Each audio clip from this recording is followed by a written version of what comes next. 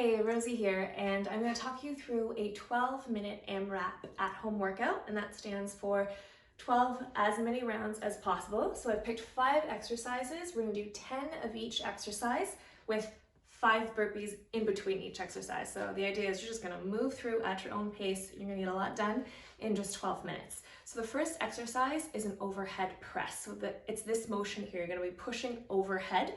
If you have dumbbells, you just want to grab your dumbbells and make sure that you're standing, your lowest ribs are pulled in, and you're feeling this in the tops of your shoulders as you press overhead. If your dumbbells are a little bit heavier, you might want to get in a little bit of a squat, more like a push press action, so use that momentum with the legs. And if you don't have dumbbells, you could also opt to grab a band. So if you have a band, like one of these, this is my red WOD Nation band, you can also do the same thing standing, or if you're super tall, it might be really difficult to get this overhead. So you may want to get the band, get it back behind your arm. So you're going to be standing and just doing single overhead presses this way. If that's too much resistance, if you feel like you're losing form or you're kind of arching your back, you can just do it kneeling.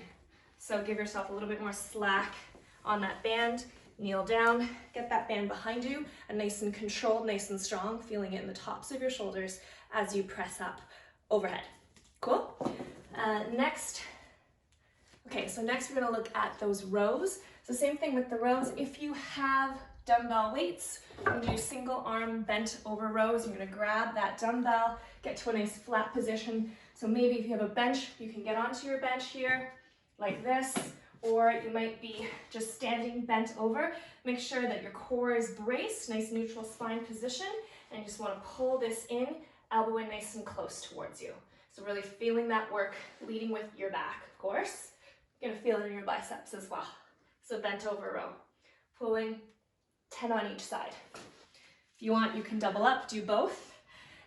Or again, you can use a band. So if you've got a thin band like this, you may find the best thing to do is do a seated row, sitting down, getting that band around your feet, shortening it so you've got enough resistance, chest nice and open, and then just row, squeezing your back, pulling that in towards you. Okay, and then following, let's see. Okay, and so next is a banded crosswalk. So this you do need a band for.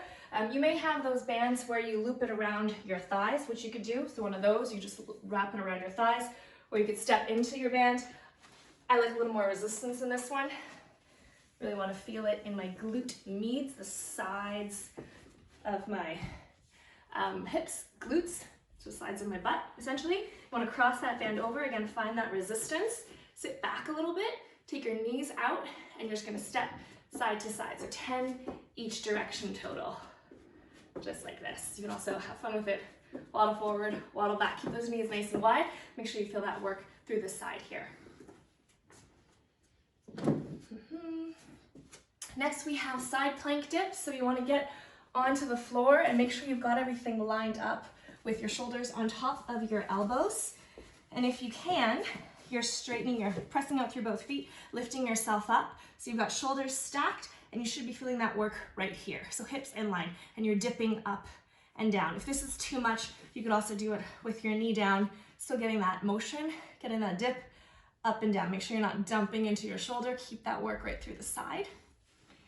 And then our last one is sumo squats. So sumo squats, like it sounds like a sumo wrestler, nice and wide stance. So you want to get nice and wide here. If you don't have a weight, you can do jumping sumo squats. So you want to make sure those knees are happy, they're in line with your toes, coming down. And if you're jumping without a weight, you're just going to come up, land with control. So squeezing here. If you've got a weight, grab a heavy weight if possible, and you just want to hold it in between. So it works great if you have a kettlebell as well.